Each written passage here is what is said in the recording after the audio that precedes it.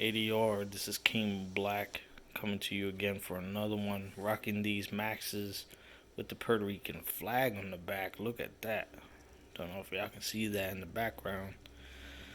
But I wanted to show you guys my everyday carry, my Glock 22 Gen 4. Here it is right here, 40 caliber. And this is what I'm always referring to when I'm saying, even though I don't condone, I don't initiate any violent activities as a Latin king, you gotta recognize that the potential for danger is always there. And I have the constitutional right to protect myself. And I do it in a legal way. Which is why I tell you guys I don't do anything crazy that can get me put in jail. Because I don't want to lose my constitutional right to carry this out in public and protect myself. You know what I'm saying? Whether that be concealed or outside the waistband carry. Now, first rule firearm safety, never ever put your finger inside of the trigger guard unless you're ready to fire. And always have your firearm pointed at a safe direction, which I do. I have it facing towards an outside wall. And I don't have my finger inside of the trigger guard. Because that's the number one way to have an accidental or negligent discharge. Especially when I'm trying to do this one-handed. So forgive me. Especially when you carry it loaded. You know what I mean? These are just full metal jacket, round nose. Nothing too special. A lot of people out there have these hollow points. I feel like I don't need to worry about that. Look, you can't even see it through there. I ain't got to worry about all that. Because a regular round just like that is just as effective as a hollow point. I mean, it doesn't really matter. Bullet's a bullet. And most of the time, you're not going against somebody who's got body armor on. Usually. Right?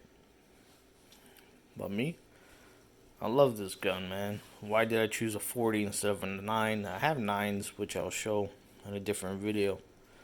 But why do I choose the 40? Simple answer is, I just like the performance of the bullet. There's an interesting video by a YouTube channel called Paul Harrell. Last name Harrell. Just put that in the YouTube search bar. 9mm versus 40, Paul Harrell. And it should come up for you. And he does these various tests. Right? He shoots cinder blocks with it.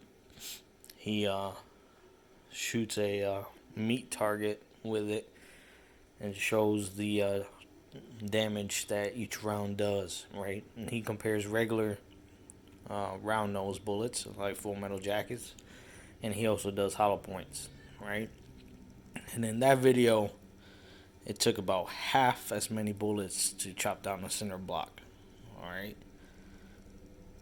Versus the 9mm. And that to me said something. It might not say something to all of you, but it says something to me.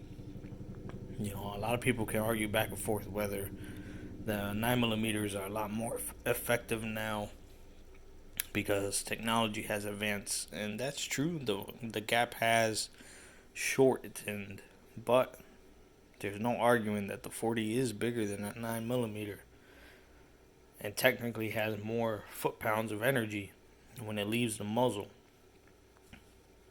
And I like having this full-size frame to grip onto, which is why I don't have a 23, which is the slimmer version of this, or shorter version, more concealed carry version of this.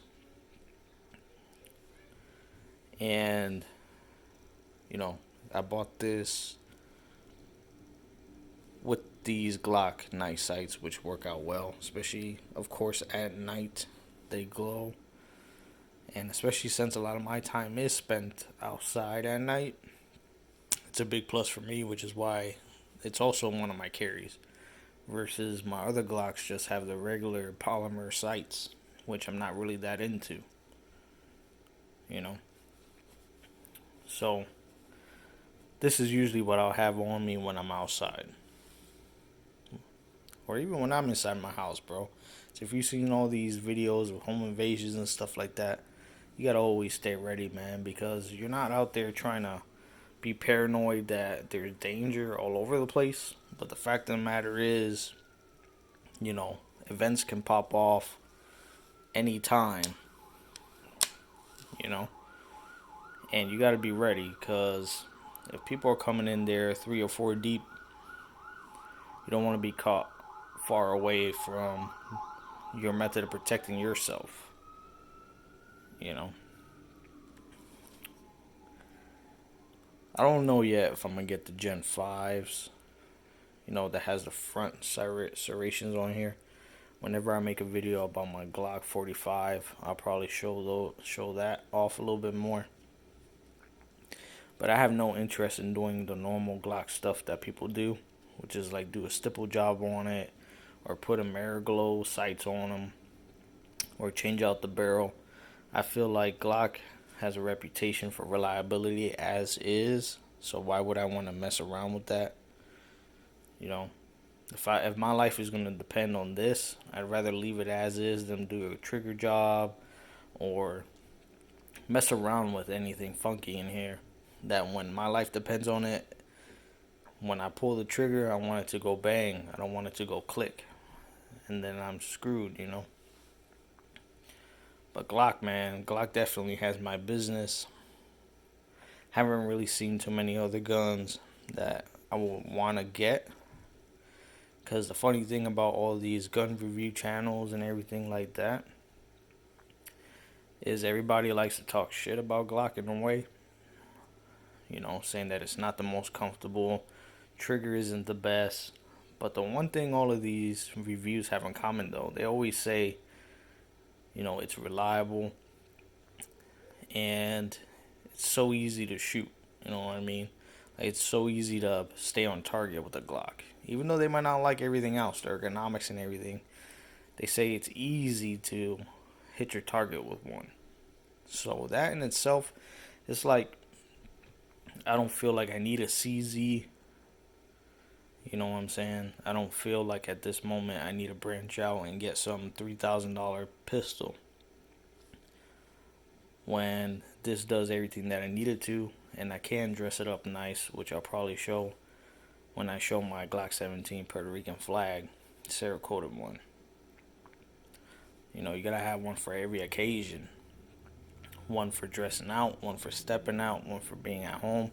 But this is my, if, you know, things go crazy when I'm outside and I gotta defend myself, this is what I'm grabbing. Because this is what I'll have on me.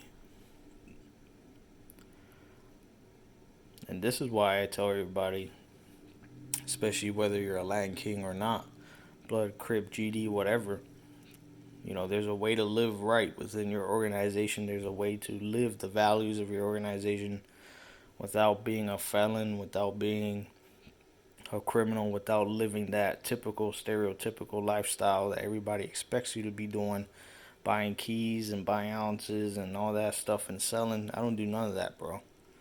I'm out here with a legitimate job trying to keep kids out of prison.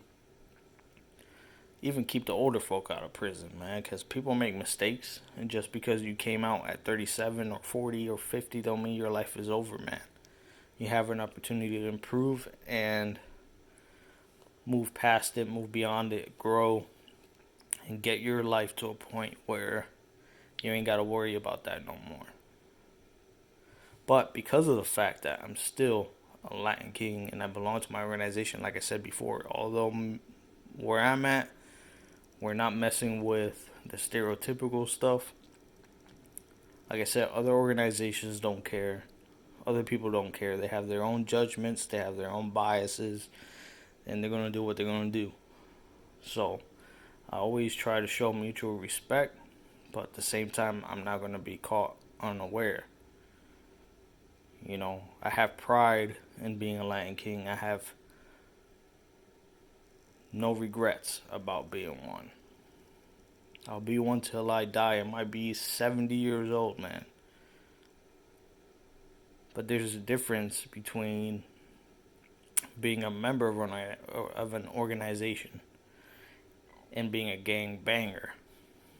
If you want to be the type that puts in work and live that fast life, by all means do you. But when I'm 50, when I'm 45, I want to still be able to hold this legally, shoot it, you know what I'm saying? Take it to the range, pass this on, have this on me for the rest of my life without anybody telling me I can't. You know what I'm saying? Like I said, once again, I don't advocate violence at all.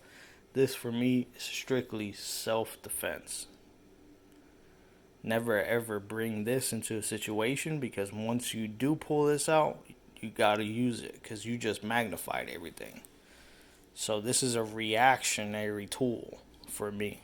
This is an instigative tool.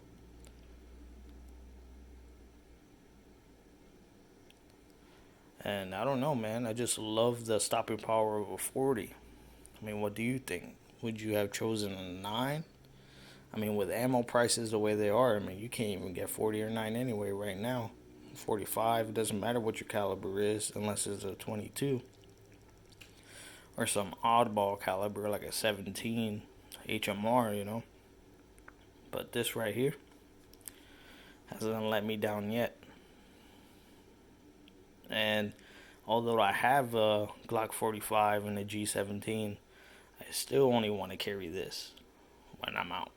The other stuff can be range toys or nightstand guns, but this comes out with me when I step out. Rarely do I choose something else. You know, if I gotta step out with the family or something like that, I might use my Taurus with the safety on it. You know, you always gotta be safe. I never let my kids, you know, touch my firearms. Never let children around firearms that are loaded. You know what I'm saying? And you always gotta have adult supervision. But I always have, when I'm with other people that I care about, that are in my circle, carry the one with the safety on just in case. You know, they brush up against me or something like that, or somebody catches me, you know, get a little bit too close. I don't want nothing going off by accident. But when it's just me, or me and the homies out, right? Me and the brothers and the sisters, I'm carrying this. ADR, it's King Black.